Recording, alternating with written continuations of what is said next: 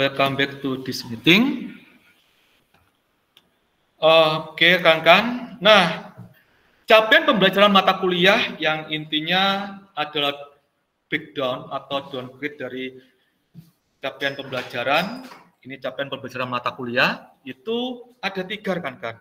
Wajib kita ketahui, baik itu yang tipe yang pertama, kedua, dan ketiga, dan itu berkaitan semuanya dengan manajemen proyek. Yang pertama tentu saja memahami ilmu manajemen proyek bidang pengembangan perangkat lunak. Yang kedua tentang memahami work breakdown structure, di mana kita berusaha apa yang menjadi tujuan secara general kita perinci satu persatu agar masing-masing member mengetahui tugasnya masing-masing.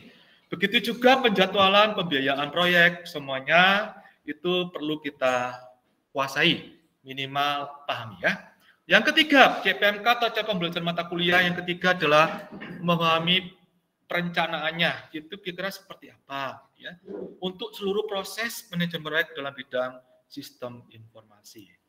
Nah, hari ini kita belajar tentang bagaimana memahami sisi perorangan seseorang yang ada di dalam tim internal berkaitan dengan pengelolaan proyek.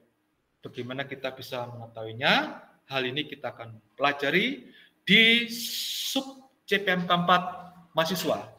Mampu memahami human side of project management. Diambil dari Jack T. Maxwell, ya.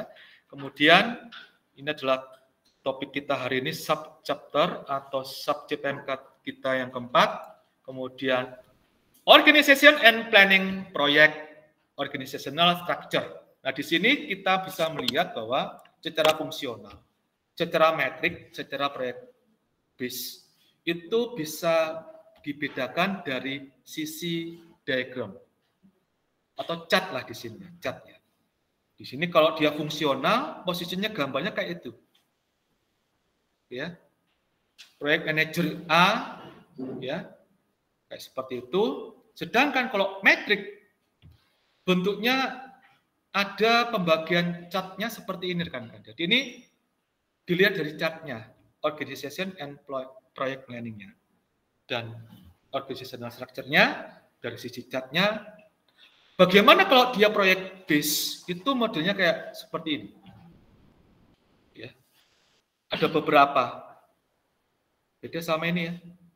Kalau di sini manajer X sama A, ya, itu mungkin dalam satu orang yang sama. Gitu ya. X mengerjakan proyek manajer A, manajer Y juga mengerjakan. Kenapa kok sampai tidak menguntungkan dari sisi diskusi ini? Ada suatu yang tidak bisa keluar gitu ya. Dia diisolasi proyeknya. Dari slide ini tentang proyek organization, sama seperti yang tadi sudah kita lihat bahwa proyek organization ini tipikalnya yang seperti ini ya, proyek base ya, di mana proyek A ya, proyek manager A ini mungkin ya, itu memiliki beberapa orang, proyek manager B itu memiliki. Nah, organisasi perencanaan proyek dan organisasi, di sini kita lanjut lagi berkaitan dengan tadi apa? Fungsional, kemudian proyek, yang ketiga adalah metric organization. Just one point. Kerugiannya potensi konflik lebih tinggi, kemudian waktu respon yang lebih. Iya, mungkin kita akan lihat lagi untuk kerugian yang dimiliki dan keuntungan yang kita miliki berdasarkan organisasi matrik organisasi ya. Kalau keuntungan berarti integrasinya itu sudah dalam level yang tinggi, kemudian komunikasinya itu dipastikan akan meningkat, kemudian fokus proyeknya itu dipastikan akan meningkat. Ini kita lihat maksudnya apa gitu ya. Di sini adalah metrik organisasi yang tadi kita sudah bahas, bentuknya seperti ini rekan-rekan. Maka dia ini adalah model kalau kita memiliki chart dalam model matriks organisasi. Jadi pembahasan yang kita pelajari hari ini adalah human set in project management. Jadi pengelolaan proyek dari sisi pengaturan manusianya, dari sifat-sifatnya mungkin kan struktur organisasi. Which organizational structure is best? What the formal organizational structure tell us how individual or group within an organization should relate to one another. Informal organisasi itu bypass of communication and authority. Power is determined by how well one is connected in the formal network. Organisasi and project planning, perencanaan proyek dan organisasi, kita bicarakan tentang organisasi informal. Ya, Rajendra, we talk about the informal organization, and my question is, what is difference or differentiate between result and outcome? You can check in Google. Yeah, this one I help you. Dari 7 hari kita punya 7 result. Nah, for all 7 result, we conclusion with one. This is the outcome.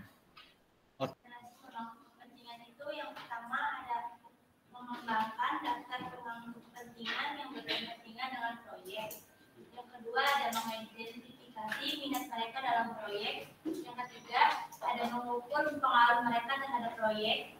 Yang keempat menetapkan peran untuk setiap pemangku kepentingan.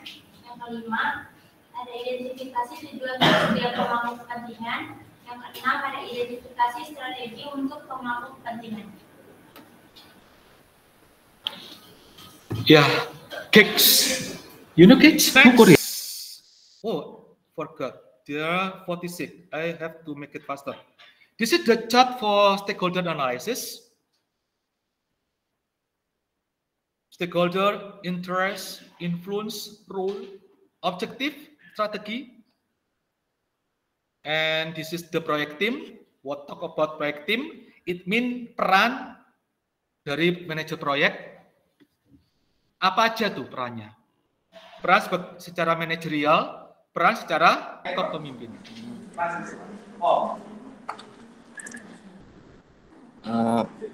Tiga, dua, satu. Lihat ini, lihat di itu aja.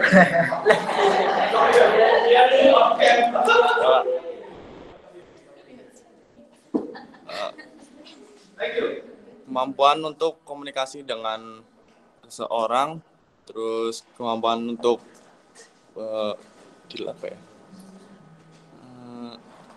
deal dengan seseorang, terus kemampuan untuk menulis dan menjalin hubungan, terus yang terakhir kemampuan untuk berorganisasi.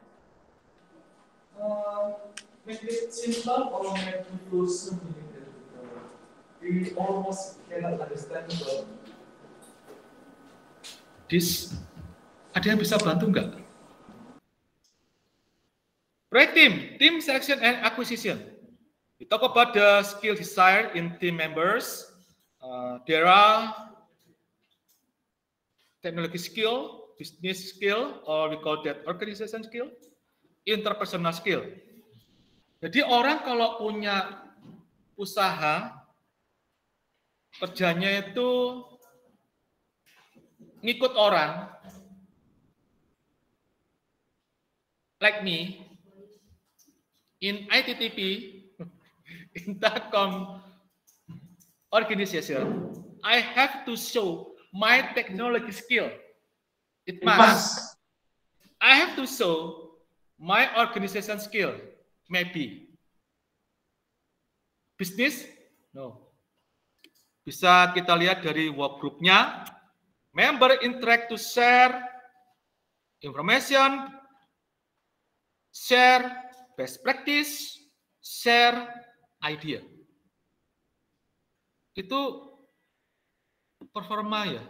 Each member group, sorry. No share performance goal. Why? No joint work product. The question is why? No mutual accountability.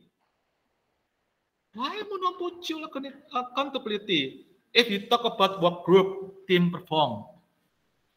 Viable in many situations. Oke. Apapun teman satu tim kita, karena menurutku setiap orang itu punya performanya masing-masing, punya kemampuan diri masing-masing yang harus mereka tunjukkan, walaupun itu dalam kategori works groups. Tapi dia disuruh untuk share informasi. Real team. Real team untuk tim yang basic, tim yang dasar itu memiliki anggota yang sedikit. Terus skillnya harus saling melengkapi. Ya. Terus berkomitmen untuk tujuan yang umum atau yang sama dan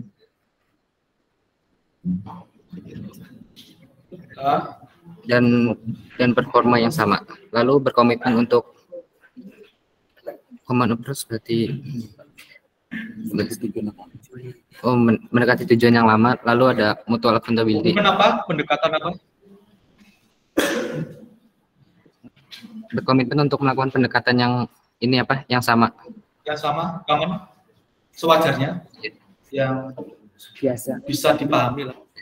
Terus? Lalu yang mutual accountability berarti bisa saling berbagi tanggung jawab. Saling? Berbagi tanggung jawab. Saling membagi tanggung jawab. Ya. Jadi bisa kerjasama dalam commitment to a common purpose and performance goal, commitment to a common approach, mutual accountability. Do you know what differentiate between work group and team? Output adalah hasil yang dicapai dalam jangka pendek, sedangkan outcome adalah hasil yang terjadi setelah pelaksanaan kegiatan jangka pendek. It's not just a group of people working together. A team is not a team because someone said a team. Saya lebih suka ini loh. Teamwork is about value, not about team perform. The project team, real team, common sense finding. Choose one girl. Adi.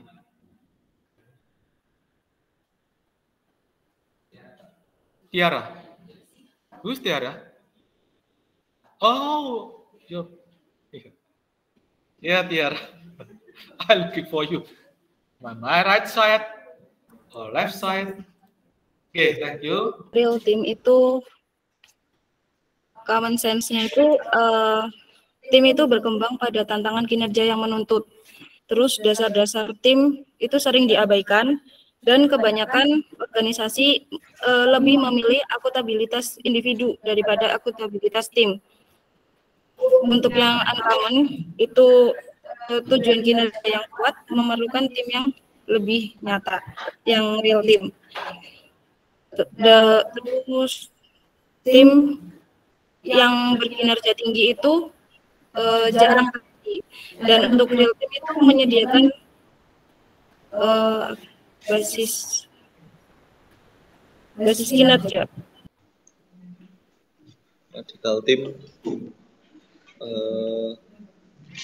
itu mungkin ditemukan oleh John Redding tahun 2000. Terus berdasarkan pada studi dari 20 tim secara dasar baru dan berbeda dari dan memiliki form yang berbeda, form atau bentuk kerjasama yang berbeda. Terus kerja timnya itu berdasarkan learning atau pembelajaran dan juga provide atau menyediakan manajemen kinerja dasar. Manajemen pengetahuan. Oh ya, manajemen pengetahuan. Nah, ini ada info rekan-rekan tentang tim radikal ya. Tadi kita work group, kemudian tim. Nah, ini ada tim radikal nih. Nah, tim radikal ini berdasarkan definisi dari John Reading, dari penelitian 20 tim.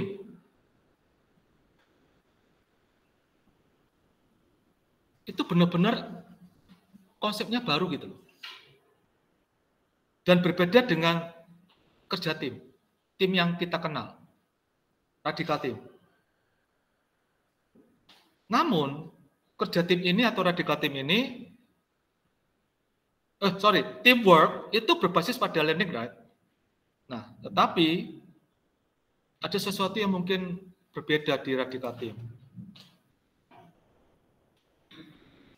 Pokoknya secara dasar itu beda sama teamwork. Kalau teamwork itu learning, provide the basis for knowledge management. Sedangkan radikal, very pure different.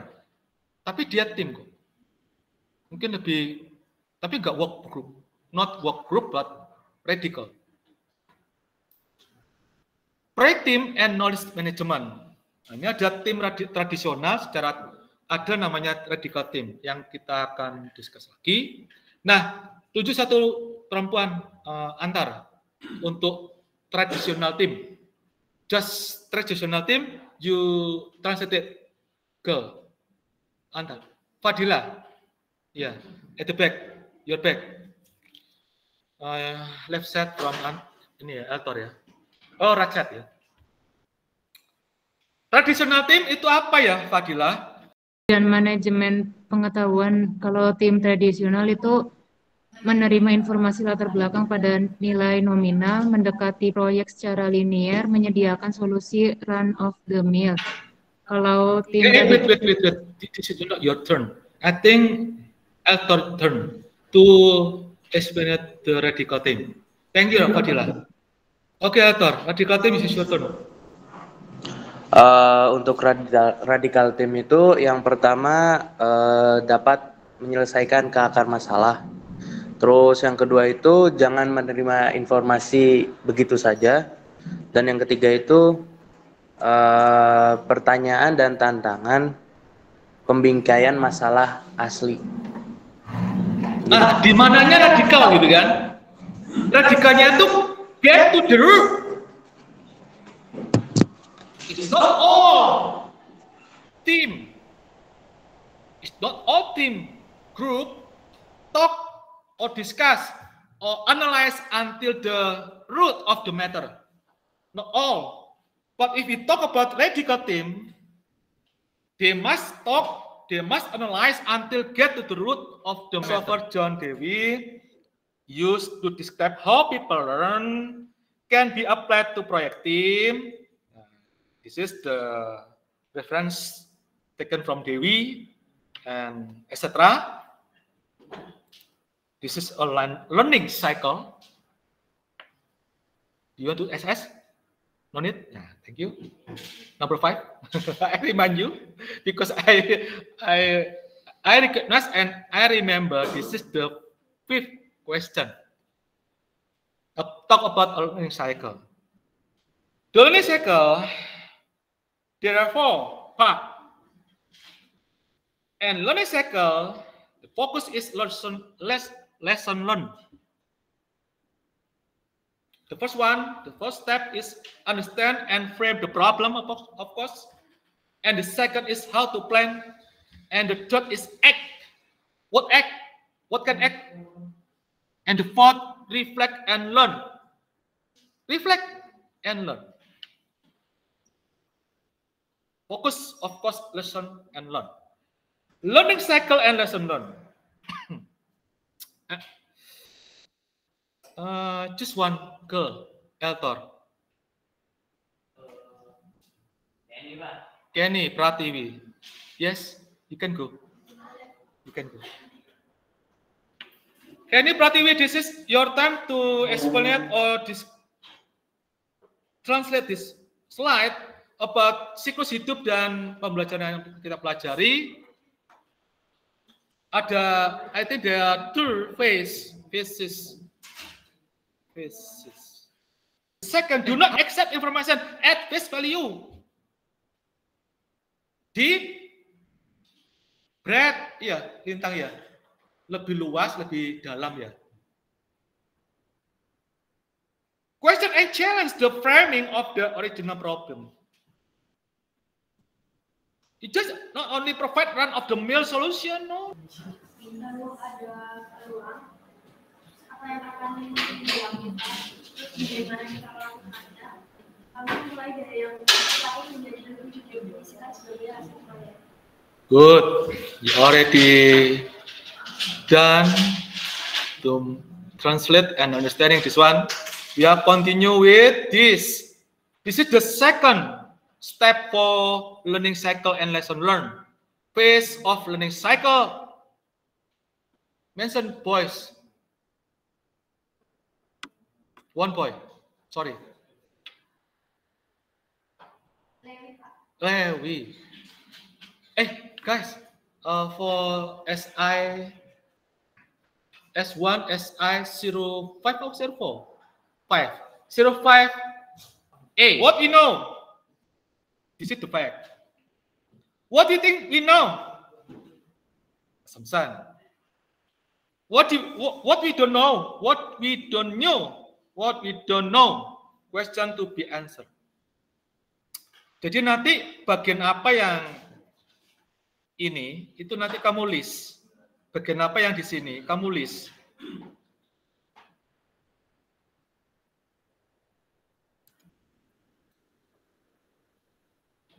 One girl, Lewi, hanya dengan melakukan